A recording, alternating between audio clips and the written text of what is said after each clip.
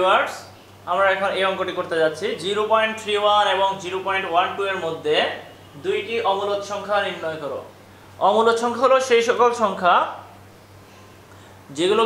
যেগুলোকে আমরা বলি হলো অসীম অনাবৃত দশমিক।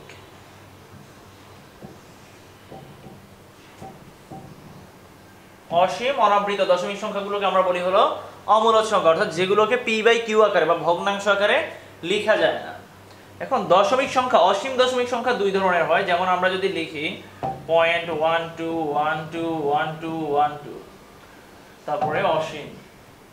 আমি আবার লিখতে পারি 1243157 অর্থাৎ আমাদের এখানে যদি আমরা খেয়াল করি তাহলে আমরা দেখব যে পরপর একটা মিল আছে 12 12 12 12 করে।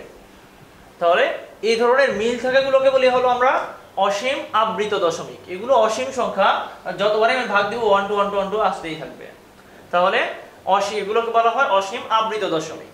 এগুলো হলো মূলদ সংখ্যা। আর এটাকে এখানে আমরা যদি খেয়াল করি তাহলে দেখতে পারবো এটাও অসীম সংখ্যা, কিন্তু এখানে কোনো এরকম পর্যায়ক্রমিক মিল নেই।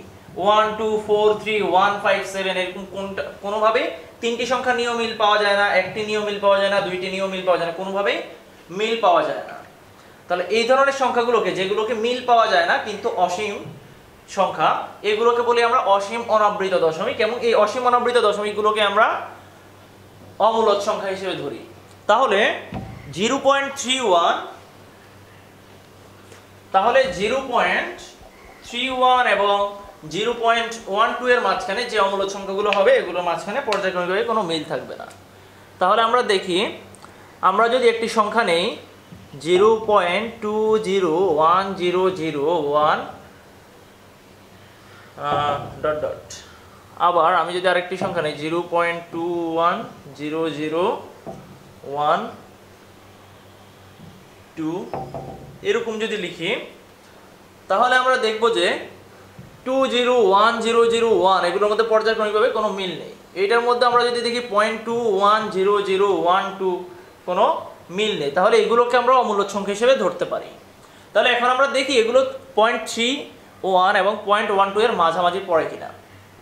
আমরা যদি এই সংখ্যাটির কথা বলি 0.201001, এই সংখ্যাটি হলো 0.12 থেকে বড়, 0.12 থেকে বড় এবং 0.31 থেকে ছোট, কারণ এখানে পয়েন্টের পরে এখানে আছে 2 আর এখানে আছে 3।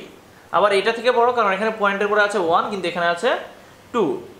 আবার আমরা পরের সংখ্যাটি যদি লিখি 0.210012, তাহলে আমরা দেখব যে এটিও 0.12 থেকে বড়, কারণ এখানে পয়েন্টের পরে আছে 1, এখানে পয়েন্টের পরে আছে 2। আবার আমরা নিতে পারি 0.31 থেকে এটি ছোট, কারণ এখানে পয়েন্টের পরে 2 এবং পয়েন্টের পরে 3। তাহলে এই দুটি সংখ্যা 0.12 থেকে বড় কিন্তু 0.31 থেকে ছোট এবং অমূলদ সংখ্যা। তাহলে আমরা বলতে পারি 0.31 এবং 0.12 এর মধ্যে দুইটি অমূলদ সংখ্যা হলো নির্ণেয়। দুইটি অমূলদ সংখ্যা হলো এই দুইটি সংখ্যা।